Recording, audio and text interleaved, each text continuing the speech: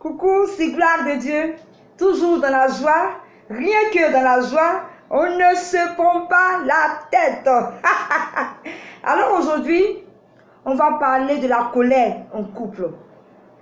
La colère est considérée comme une émotion secondaire liée à une blessure physique ou psychique, à une frustration, à un manque. Et la colère est une émotion négative qui détruit le couple. C'est un fléau qui provoque beaucoup de divorces. Vous savez, chers amis, c'est normal que par moments nous soyons en colère en couple. Il n'y a pas de couple sans dispute. Mais le plus important, c'est de pouvoir surmonter la colère. Lorsqu'on est en colère, arrêtez de dire des paroles blessantes et des paroles méchantes à votre conjoint ou à votre conjointe. Lorsque nous versons l'eau, on ne peut plus ramasser cette eau. Et lorsque tu lances une parole qui blesse ton conjoint, ton épouse, c'est comme si tu avais retiré quelque chose dans le cœur de cette personne. Il y a quelque chose qui quitte. Malgré les pardons, malgré tout, mais tu verras qu'il y a quelque chose qui ne va pas parce que la parole que tu as lancée a touché profondément ton époux ou ton épouse. Lors d'une consultation, j'ai une cliente qui me disait que lors d'une dispute avec son époux, il lui avait dit que tu portes la poisse. Depuis que je t'ai croisé là, mes affaires ne marchent pas, guide marche autour de moi. Ce ne sont pas des paroles à dire à une personne qu'on aime. C'est méchant. Tu ne peux pas dire à une personne que tu aimes ce genre de paroles. Même si tu le penses, tu ne peux pas dire comme ça, tu ne peux pas dire. Et la femme était profondément blessée. Ce n'a pas été facile pour moi pour qu'elle puisse surpasser cette histoire. J'ai eu à faire plusieurs séances. Pour qu'elle puisse pardonner à son époux, pour qu'elle puisse entrer en elle-même, pour surpasser.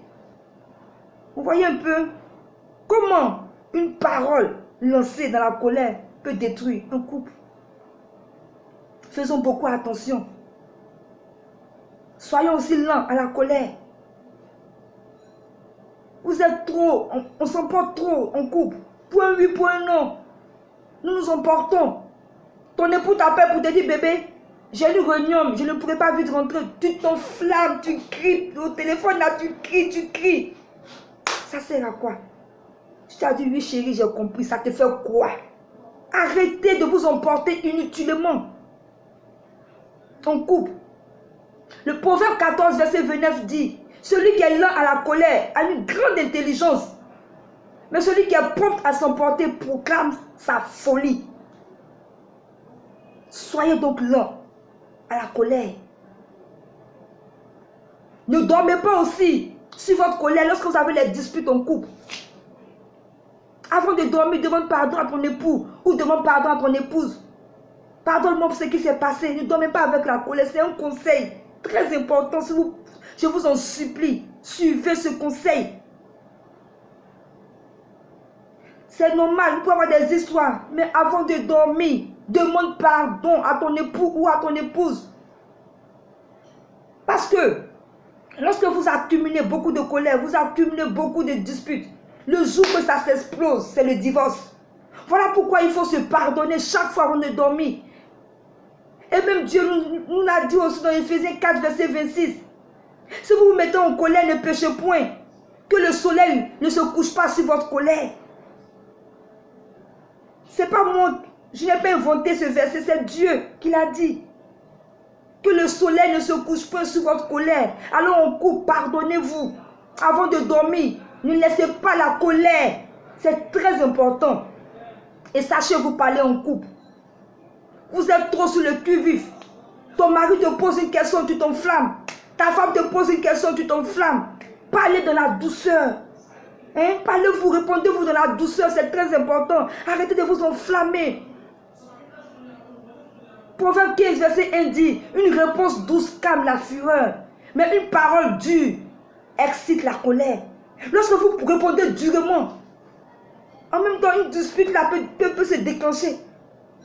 Ça sert à quoi de vous parler dans la douceur lorsque ton mari te pose une question? Réponds dans la douceur. Lorsque ta femme te pose une question, réponds dans la douceur. Et aussi à vous les mamans. Gros cœur, ne mange pas du riz chaud. Je suis bien placée pour vous parler de gros cœur. Il n'y a pas quelqu'un qui avait un gros cœur comme moi. J'ai perdu beaucoup de choses. Ça ne m'a rien apporté. Ça te crée que des problèmes. Alors arrêtez de dire moi, j'ai un gros cœur, j'ai un gros cœur. Tu vas défiler de foyer en foyer. N'accuse pas les sorciers, c'est toi-même. N'accuse pas les esprits, c'est toi-même. Tant que tu auras ce gros cœur, ça sera difficile pour toi d'être dans un foyer. Une femme s'abaisse. Une femme ne doit pas monter sur son mari. Quand vous êtes en dispute, c'est ta voix qu'on entend. Tu cries, tu cries. C'est toi qui dois avoir le dernier mot. Ce n'est pas le rôle d'une femme. Une femme doit s'humilier, doit s'abaisser. L'homme aussi doit s'humilier, c'est vrai. Mais une femme doit s'abaisser. Hein? Soyons soumises. Gros cœur, arrêtez le gros cœur là. Sinon vous n'allez pas faire foyer, vous n'allez pas durer. Tu peux entrer dans le foyer, mais tu vas sortir. Parce que le gros cœur ne peut pas arranger quelque chose. Donc, apprenons à nous maîtriser en couple. La maîtrise de soi, c'est la capacité de contrôler ses émotions. Donc, s'il vous plaît, contrôlons nos émotions en couple. Contrôlez vos émotions. Ne vous mettez pas en colère pour un oui, pour un non. Apprenez à vous calmer. Et même lorsque vous êtes en colère, vous pouvez sortir. Allez vous balader un peu. Le temps de respirer. Hein? Expirer. Respirez, vous allez voir que la colère va descendre. Même à la maison, avant de parler, même si vous êtes en colère, réfléchissez. Ne lancez pas les paroles comme ça. Ne lancez pas les paroles. Réfléchissez avant de parler à votre époux, à votre épouse. Vous êtes en face d'une personne que vous aimez. Donc en un mot, la colère détruit nos couples. Nous faisons beaucoup attention. C'était donc gloire de Dieu, conseillère conjugale. Pour tous les problèmes que vous traversez en couple, vous pouvez me contacter. Je suis disponible au 40 88 51 50. Toujours dans la joie. Je vous aime et à très bientôt pour une prochaine vidéo. Bye.